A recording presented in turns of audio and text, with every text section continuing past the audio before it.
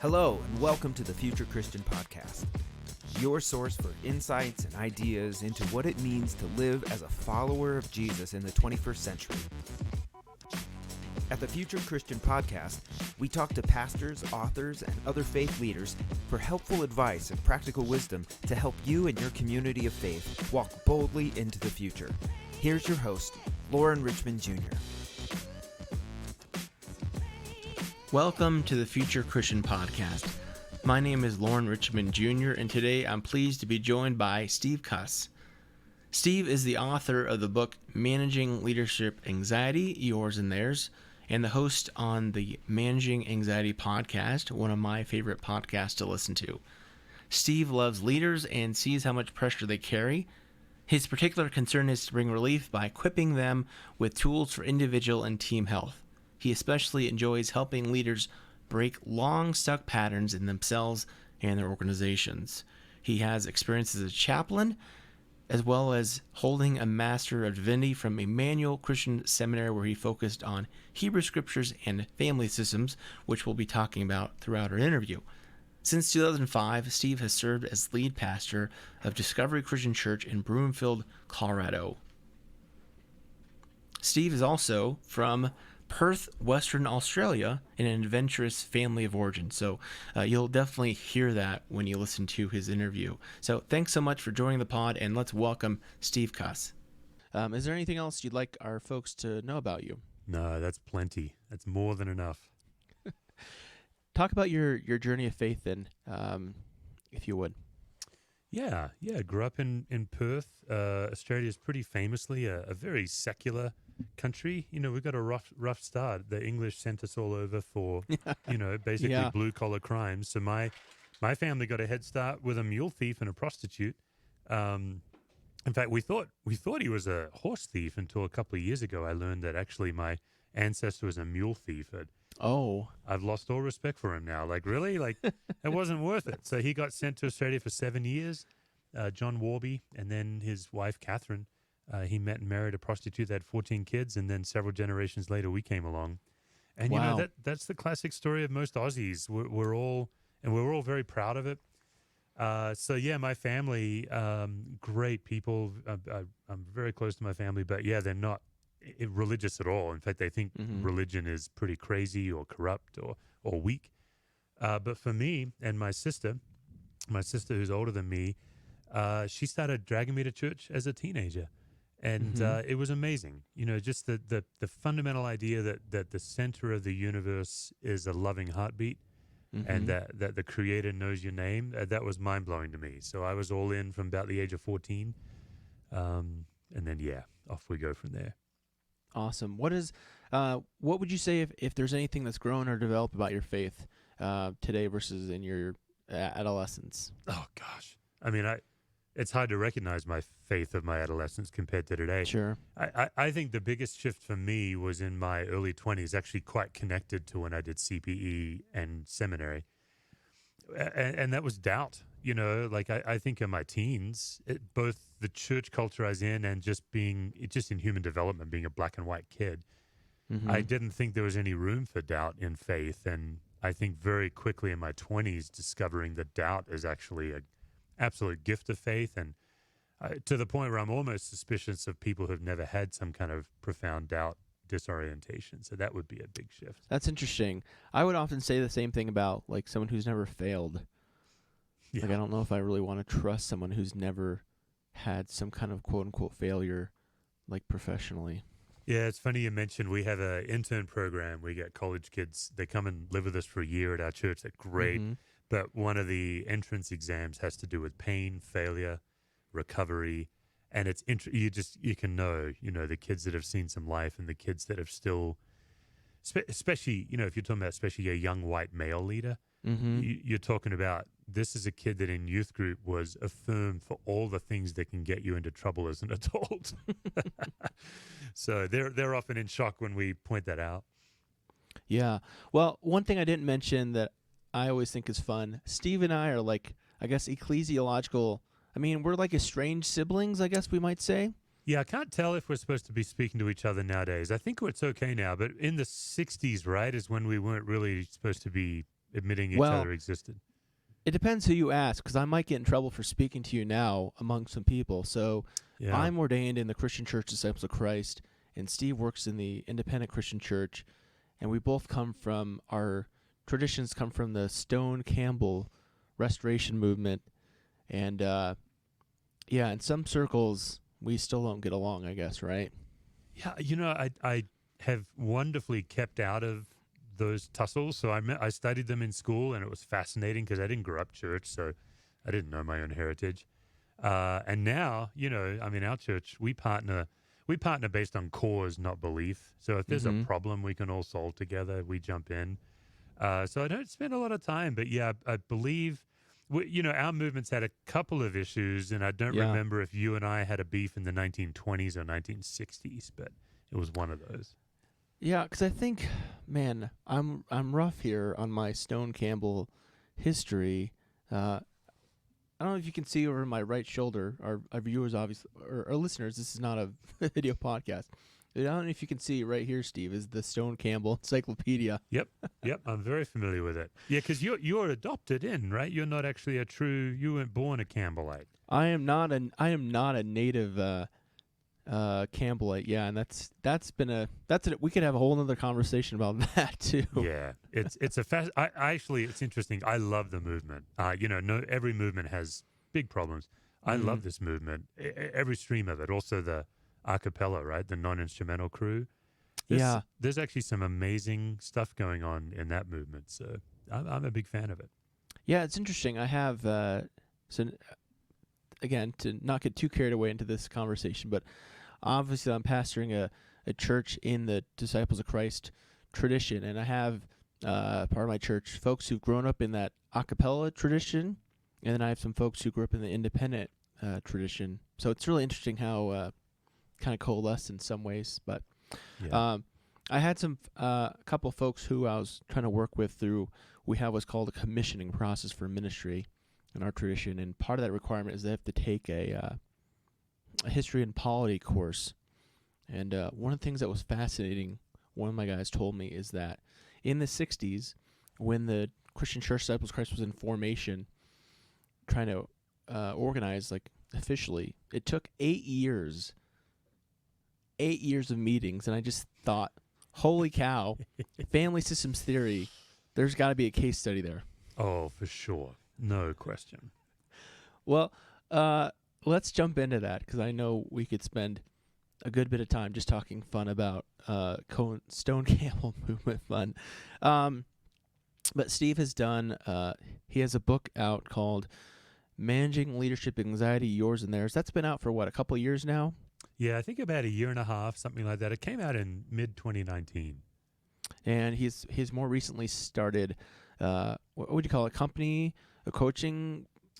Yeah, I guess I call it an online community. So I've been teaching the MLA tools at my church for 10 years, and I just launched in January an online community to the best of our ability to replicate online what we teach in our church, because we do small community, we do slow and steady over a year or two. So that launched in January, and that's called Capable Life. And I almost called it Managing Leadership Anxiety, but I've got some more books coming up. So I wanted it to be a broader umbrella, and I didn't want to be the only teacher. Like down the road, I'll have other people giving tools in Capable Life. So yeah, that's that one. Yeah. I was thinking about this, Steve. As we come up, we're recording this early March, almost a year to the day of things really shutting down. When was your conference? Do you remember the dates of that? Yeah. You hosted it at your church? Right. I could go back and look. I just know that the second day of the conference was the day the country shut down. We wrapped up the conference and our family went out to dinner, and we watched on the television the president, and then we watched the NBA all shutting down. And so we were literally half a day away from not being able to have a conference. It was pretty wild. Yeah, now that we're coming back around to that, I'm just reflecting on all that craziness and insanity. Well, let's talk about, for some of our listeners who may not be familiar with this idea, family systems theory, what it's about. So talk about a little bit about the broader concept and then kind of how it relates to church and leadership. Yeah. So the simplest idea of family systems theory is it studies the transmission and effect of anxiety. And it has a very specific definition of anxiety. So, for people who think anxiety is just worry and fear, that would be one of many ways that we show up anxious. Sometimes anxiety looks like having to have the last word, or sometimes it actually looks like being proactive. When we're talking about like these young white male leaders who get affirmed, that would be evidence that their anxiety is when they have to be in charge, or when there was somebody in pain and they speak to the pain because they don't know how to be silent and present in someone's pain. So family systems theory studies how anxiety manifests inside us as an individual, and then studies how we transmit it to each other, how we catch each other's anxiety, and then what happens when that goes on for a long time, how families then get into relational patterns that are destructive. And there's a handful of us over the years that have simply taken systems theory off the therapy couch and we put it into the organization. I am certainly not the first to do it, but that's what I do, is I take family systems theory and I turn it into, any group of people who spend time together. And man, it's a ton of fun. Yeah. Is Friedman the first guy to kind of first person to kind of put it into the church or religious congregational context, Edwin Friedman? I think so. And it's interesting because Friedman's book, Failure of Nerve, is probably his most famous. But the first book, I think this is probably the one you studied, Generation to Generation, would be the book where he really took it off the therapy couch and put it in the synagogue.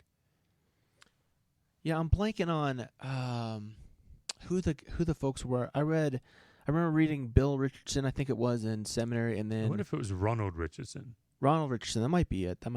There's somebody else I'm blanking on. Peter Steinke. Peter I don't remember his name. Yep. He's great. Those are the two folks I studied in seminary. But it's funny, it's interesting you mentioned anxiety, because I remember even early on in my, I don't know, ordained ministry days, I guess, I kind of understood this idea of a non-anxious presence, which is a key theme.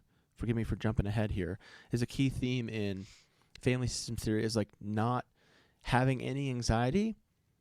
And I think one of the things that is most helpful for me, and that's one of the things your work kind of helped me grasp, is that it's not that I'm not anxious, it's that I'm aware of my anxiety and better managing it. Yeah, it's interesting. I use that phrase in my book, Nonanxious Presence. I now regret it. I only now talk about calm presence. Yeah. And actually, it's why I named Capable Life. Like the first three letters, capable, CAP, for calm, aware, and present. So that's right. The technical term non-anxious presence doesn't mean you're never anxious. It means you are actually actively working to keep your anxiety from spilling over into someone else and keep their anxiety from causing you to want to disconnect with them.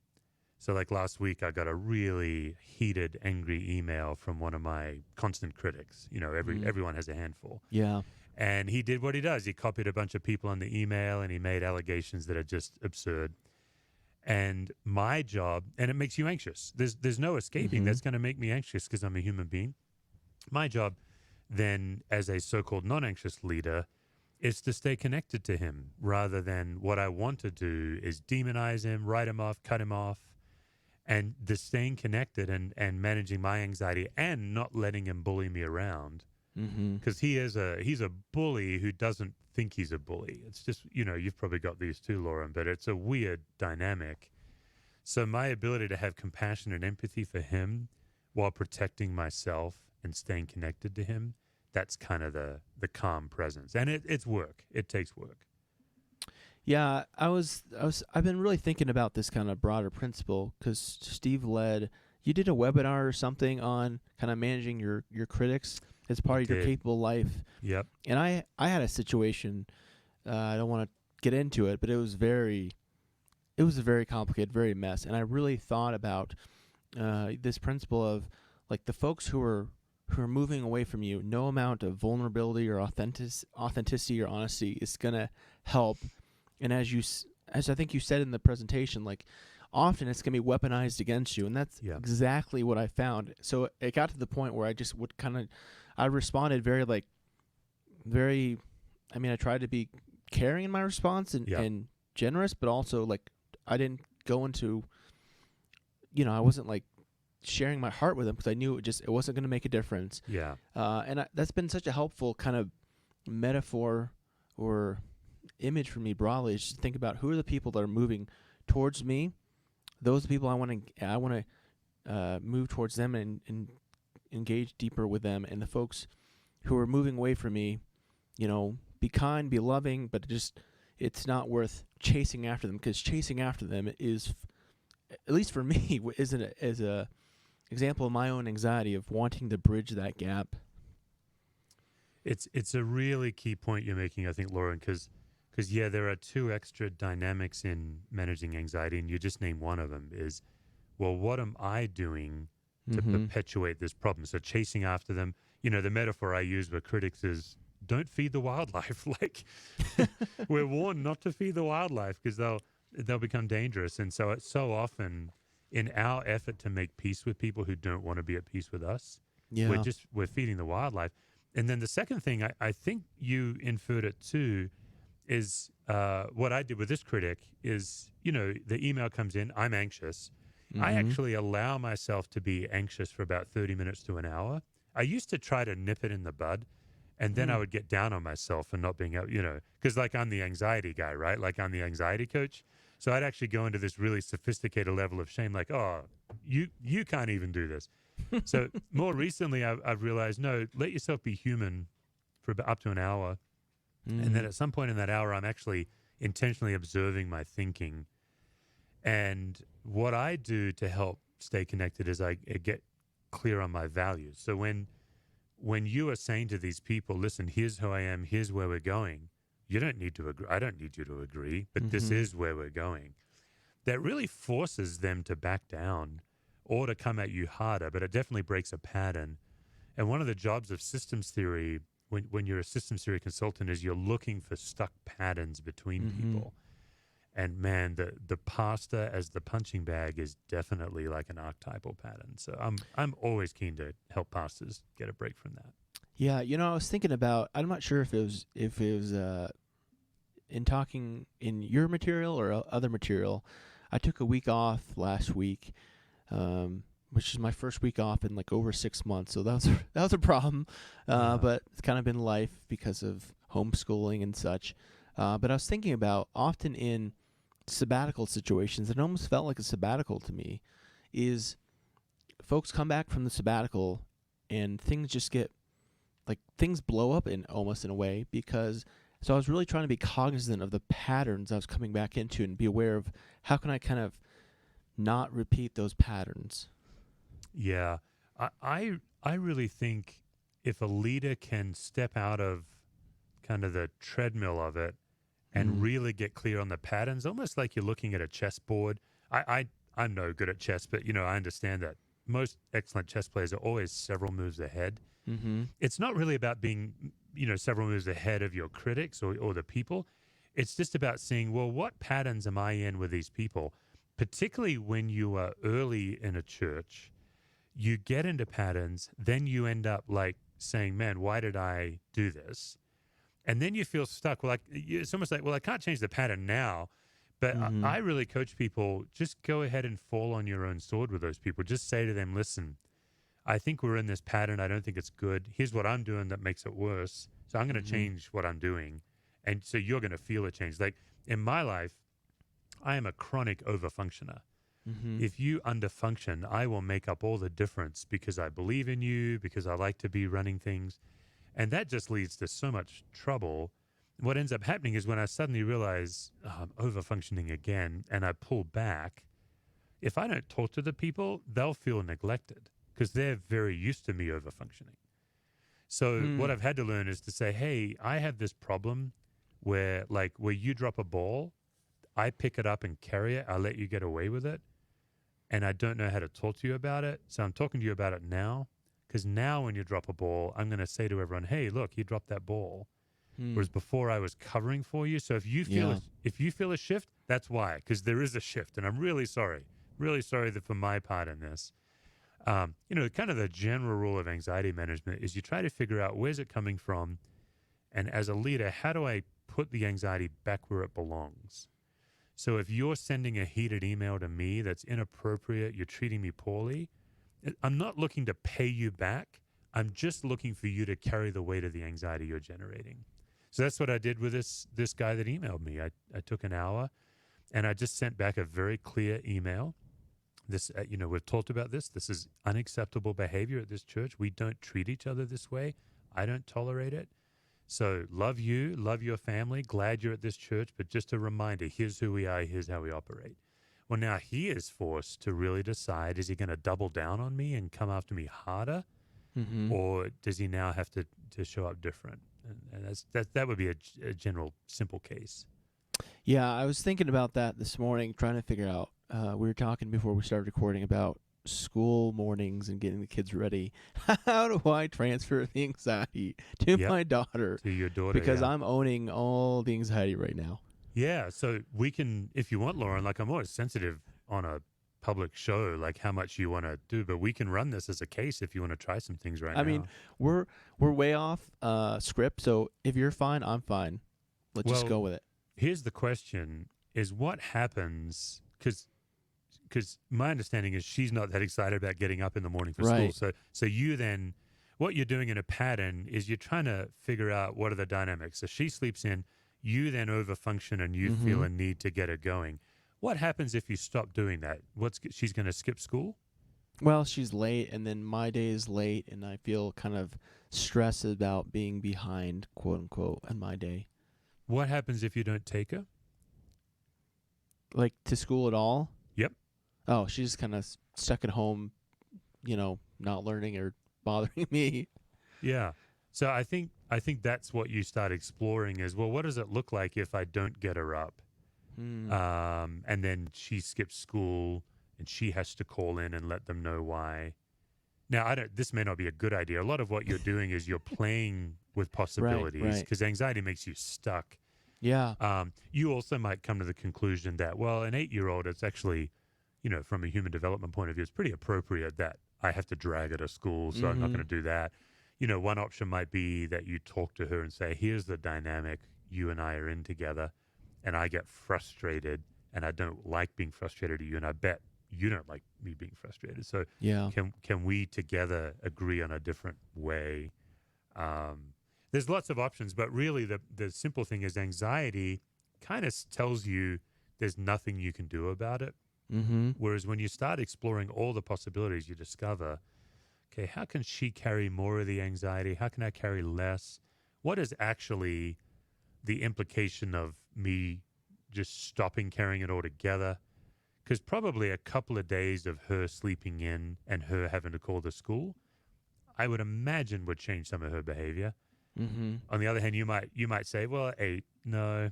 Right. But talking to her about it, she's old enough where you guys can talk in a non-anxious way about what it's like. But I'm kind of glad we kind of workshopped this in a little way because it's a great example of on a broader or a simple way, but this broader concept of like, because I think this is what so often happens in churches is the pastor kind of gets wrapped up. I know I have at least in this anxiety of like, man, the money's running dry, the attendance is rough, like, and most of the time the congregation is already stuck, and then the pastor comes in with these fresh ideas, they become stuck, and then it's just kind of this ball of anxiety and the ability to kind of break out of that stuckness. That's why I appreciated in Friedman's Failure of Nerve, right? He kind of uses the image of the explorers going west instead of east. It's just kind of this mind shift that was able to open things up. Just mind-blowing. I mean, it's the opening chapter of Failure of Nerve, and he makes the case that the reason the New World was discovered, Chris Columbus and that whole crew, was because they managed anxiety. It's such a stunning, after 1,000 years of anxiousness, these guys get on a boat. It's incredible. Yeah. Well, I want to shift gears here a little bit because I want to talk, it's related, but I want to talk about your CPE or your clinical pastoral education yes. experience. And you have a little bit more experience than I do, but I've been in the program too, and you use this image of the emergency room in your teaching from your own experience, and then more broadly speaking. And I was thinking about talk about the metaphor of the ER, and then I have a follow-up question there. But talk a little bit about that context. Yeah, in the emergency room, when you're a chaplain, a patient comes through the double doors on a gurney, their head strapped to the gurney. There's an EMT, oftentimes straddling them, doing chest compressions. It's extremely intense. And within a minute or two of that scene happening, now a family shows up. They've gotten a call. They've rushed to the hospital. So the chaplain's job is both of those. It's the patient and the family. We kind of have two congregants in this situation. Yeah. And, your job is to help this family navigate this crisis. And what I quickly learned, and in fact, what one of the chaplains taught me, he said, what you're looking for is the dynamic that was in the family before they got the call, because whatever dynamic that is going to be exposed by the call. So if the family is generally healthy, then they're going to navigate this terrible time well. But boy, if they're toxic, if there's abuse, if there's secret keeping, favorites, as a chaplain, you're really in for it. You're walking on eggshells. That was incredible advice. So, all of last year, because of my work, my phone just didn't stop ringing of pastors, particularly faith leaders, looking for help, because 2020 threw at them things that they'd never had to face before. And that's when it occurred to me, sometime in the summer, I think, I was like, oh man, 2020 is the emergency room. It didn't create the problem. It exposed the condition. That's actually why I launched this online community, is to try to provide resources for faith leaders, because if we don't do something different, nothing's going to be different this year. Yeah, I've used often the image of, or the theological word of, an apocalypse. We think of apocalypse as like this disaster end time scenario, but really its most basic meaning is it's an unveiling. And, we could say the pandemic has been an unveiling of so much injustice and anxiety. And going back to that ER scenario, that was a really helpful scenario for me to think about in a context I was dealing with recently, as I dealt with a ton of blowback from a situation. I was thinking about, this is really just exposing what's already going on there. It kind of was helpful for me to kind of be like, take a deep breath myself and be like, hey, this isn't from me. Like, I'm not harming anybody. This situation is revealing what's really going on below the surface there. And for me, it was trying to think about it in a chaplain way of like, how can I stay connected, but, have some boundaries, I guess. But I really appreciate your point about this, because this is what I think about for leaders, that leaders have experienced, especially church leaders, so much trauma over the last year. Yeah. And I'm curious, like, how do you see that, and what practical steps or ideas might you have for leaders from a family systems perspective? Yeah, I think this last year has been one of the hardest years for most faith leaders, just as a blanket statement. And I think what's unique about, like, every leadership and every vocation has its own challenges. Like, I don't envy any school teacher, for example. No. I don't ever want to give the impression that I think that pastors have it worse than others. I just focus on pastors because I am one and I'm familiar with it. But one of our unique challenges is we generally take our work so profoundly personally that any criticism is a criticism of our identity. And that's not healthy, but I think it is the way we are. And then our congregants, there's a couple of dynamics. Because people attend a church for a while, they think they know how to lead a church. Yeah. And I see that in school teachers too. Like, because I send my kid to school, I think I can tell you how to teach my kid. That happens too. But it happens in churches. And then the other dynamic in churches is because God's involved, everything's times a million. Yeah. So the amount of times somebody, like, I've actually had someone say to me, the Holy Spirit left our church in January or whatever. I'm like, how do you Oh man. How do you know? Like, and what they have decided that they must protect God from our church or our leaders.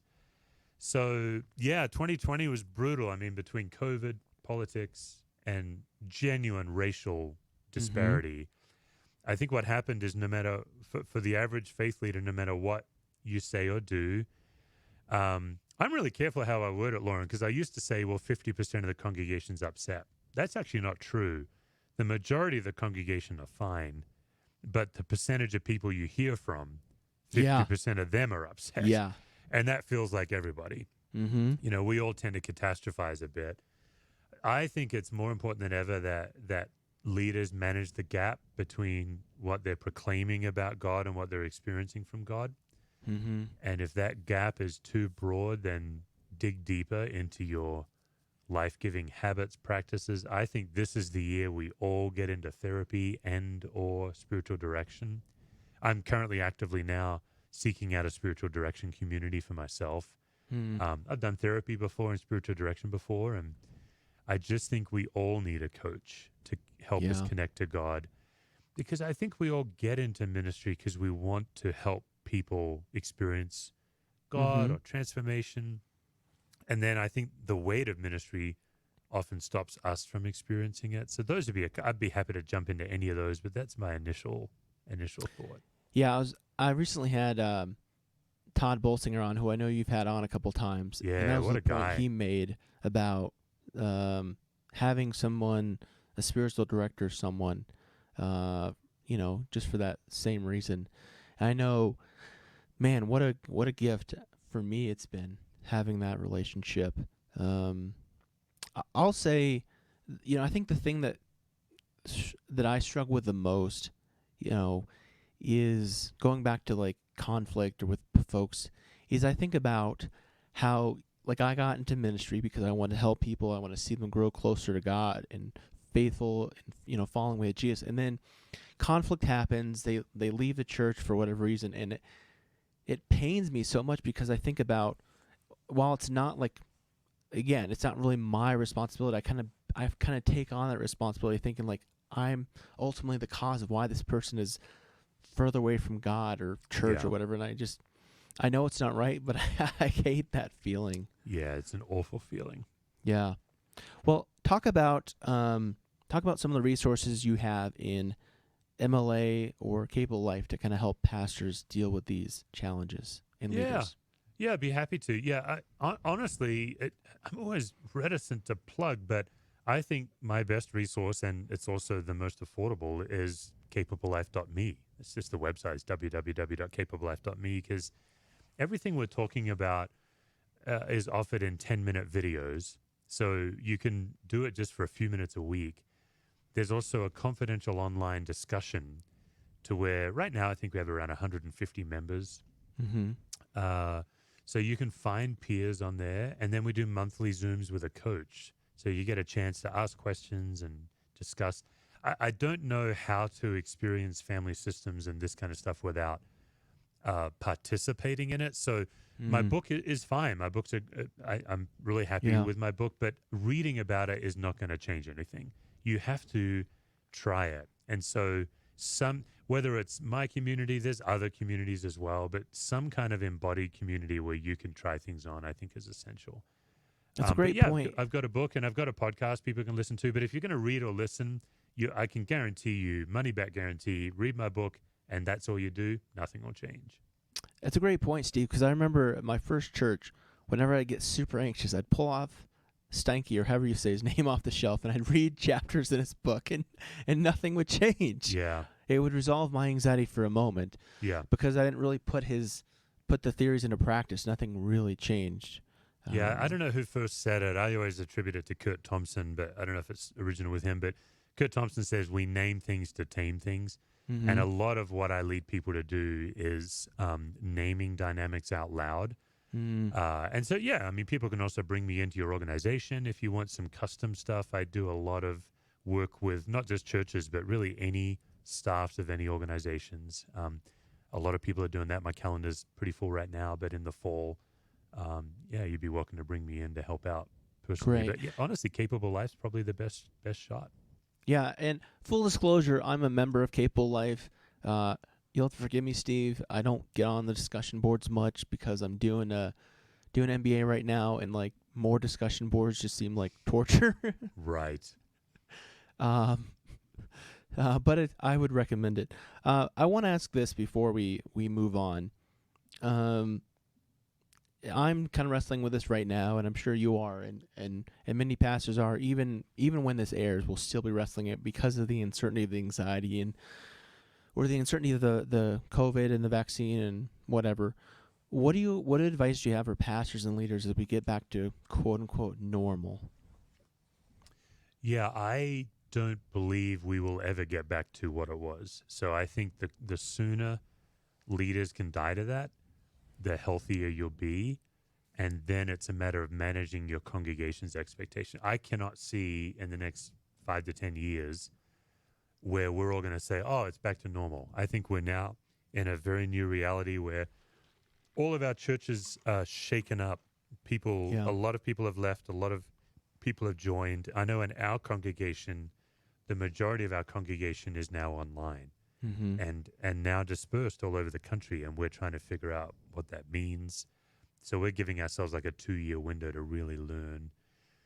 So I would advise churches, church leaders to intentionally make some mistakes, get in the habit of getting it wrong, intentionally tell your congregation that we're going to try some things and we might be wrong. And so if you say, oh, that was wrong, we might be the first to agree with you, but this is the only way we're going to know how to move forward. That's what we've been doing at our church. Is we're very upfront with our congregation of the experimental phase we're in. We're doing our best with our best information, but that may not be what's right to do. I think being vulnerable with your congregation is wise. And then I think the second thing is really paying attention to who's generating the anxiety. How do I let them carry the impact of their anxiety so I'm not carrying it? Yeah. I'll say, like, I had to do some work recently, just kind of like grieving the loss of what I wanted. Yeah. I'm pastor of a fairly new church, and like the church has been, to this point, it's almost like it's been around during COVID almost as long as it was pre-COVID. And I kind of had to finally accept, like, what it's going to look like after COVID isn't going to be probably anything close to what I'd hoped it would be. Right. And, I mean, I'm probably still processing that, but, that idea of, like, this quote-unquote normal being gone forever. Yeah. Yeah, And it's a big deal. And that's anxiety of itself. I know it was for me, and I'm sure it is for other leaders, of feeling like we need to get back to that normal. I'm sure, for established congregations that have been even around longer than your congregation, like there's this, for folks who have been members of a church for 30, 40, 50, I mean, some mainline traditions, like their whole life, there's this expectation of, well, let's get back to normal. And there's going to be a lot of anxiety there for leaders to have to work through. Yeah, and the leader has to be really careful that you don't become the scapegoat of people's anxiety. Yeah. As if you're the cause. It actually happened at our church. When I first came to our church, it was 6 years old. So it was a new church plant. Mm-hmm. And the previous pastor was very beloved, great guy, and I think he left well. Mm-hmm. But over the course of a year or two, there was just a small group of people that started to blame me, and they would talk about me as if I ran Tim off. Like, as if I was the reason he left. And I remember sitting down with him one day and saying, you realize, like, he left, and then time passed, and then I came, right? Like, it was a total disconnect of cause and effect. Mm-hmm. It wasn't that I wanted to come and so he had to leave. It's that he left, so you had to find someone. But the way they had kind of scapegoated me onto their anxiety with all the change. So I think it's another way you can differentiate is really pay attention to when you're carrying blame for something that's not yours to carry. And subsequently, that is what gives me the freedom to take the blame when I make a mistake. I'm very quick to say, you know what, that was my fault. I did it wrong. That's good. That's good. Yeah, it gives me the freedom to be human-sized as a leader. I think that's the challenge for 2021 is to just expect out of yourself exactly what God expects, which is to be a human-sized leader. Yeah. Well, this is so good stuff. We could spend another 45 minutes on it, but let's take a break, and we'll come back with some closing questions. All right, we're back with Steve Cuss. And Steve, I always tell folks you can take these closing questions as seriously or not as you'd like to. Excellent. Full disclosure, I kind of got this idea from your podcast. So if you're Pope for a day, what does that day look like? What do you want to do? I am a big fan of Pope Francis, and I think I would if I was Pope for a day, I'd take a page out of his playbook. I love that he washes feet. I love that sometimes in confession, he jumps into the confessor's seat and confesses I thought that was amazing. And I love that he cold calls monasteries to check up on nuns and monks. I think I would do all of that. I think that sounds amazing. Good. A theologian or historical Christian figure you would want to meet or bring back to life? A G.K. Chesterton and Rich Mullins. I guess if I could have dinner with both of them at once. G.K. Chesterton remains for me, has my all-time favorite quote. If we have time, I'll read it for us. It's about 30 seconds long. Yeah, go for it. Yeah, let me just bring it up here. I've got to find it here. While you're doing that, let me riff on Rich Mullins. Yeah. I was thinking about this, and I think you'd probably know her, Rachel Held Evans' work. Yeah. I sense, woman. As someone who grew up, I was kind of, Rich Mullins died kind of when I was not super old, I think early teens. I sense like the way Rich Mullins kind of beloved this kind of figure. I feel like Rachel Held Evans is going to kind of have a similar memory of her, of kind of being this seminal figure that was taken far, far too soon. I think she was so freeing for so many people. They experienced so much freedom because of her ministry that they just profoundly mourned. And also just the tragedy of a young mum dying young. Yeah. Mm-hmm. Yeah. So, okay, here's Chesterton. Because children have abounding vitality, because they are in spirit fierce and free, therefore they want things repeated and unchanged. They always say, do it again. And the grown-up person does it again until he's nearly dead. For grown-up people are not strong enough to exult in monotony. But perhaps God is strong enough to exalt monotony. It's possible that every morning God says, do it again, and the sun rises, and every evening, do it again to the moon. It may not be automatic necessity that makes all daisies alike. It may be that God makes each daisy separately, but has never got tired of making them. It may be that he has the eternal appetite of infancy, for we have sinned and grown old, and our Father is younger than we. I love that quote. Wow. What do you think history will remember from our current time and place? I think history will look back on 2020 and the racial disparity and judge us, those of us of privilege and predominantly white, will judge us of willful blindness, like willful blind. Like we chose to not look and not take it seriously. Yeah. So good. What are your hopes then? What do you hope for the future of Christianity? I have tremendous hope for the future of Christianity. I really do. I'm kind of old school Bible guy. So, when Jesus said the gates of hell will not prevail, I see that on earth. Like I believe that hope and light and life overcome darkness and despair.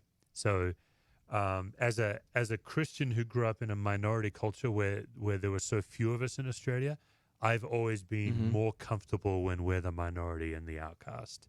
I have a high mistrust of Constantinople. I have a high mistrust of Make America Great Again, the idea that maybe it was great for white people, but I don't know many Native Americans or African Americans who look back on the good old days. So I have tremendous hope for a marginalized force of love that can really transform people's lives.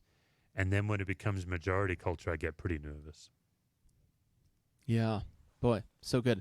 I know we've already talked about this, but repeat again, where can people find out more about your work and Capable Yeah, Life? so my main website, which doesn't do much, is stevecusswords.com, but then my more active website is capablelife.me, M-E, and you can check that out and jump in on some stuff there. Awesome. Well, great conversation. Really appreciate your thoughts, and thanks for your time. May God's peace be with you. Thanks for joining us on the Future Christian Podcast. The Future Christian Podcast is produced by Torn Curtain Arts in partnership with Resonate Media. To learn more about Lauren or the podcast, visit futurechristian.com. If you've enjoyed the show and you think it would be valuable for others to hear, subscribe to the podcast and leave a review. That really helps more people find us. Thanks again, and go in peace.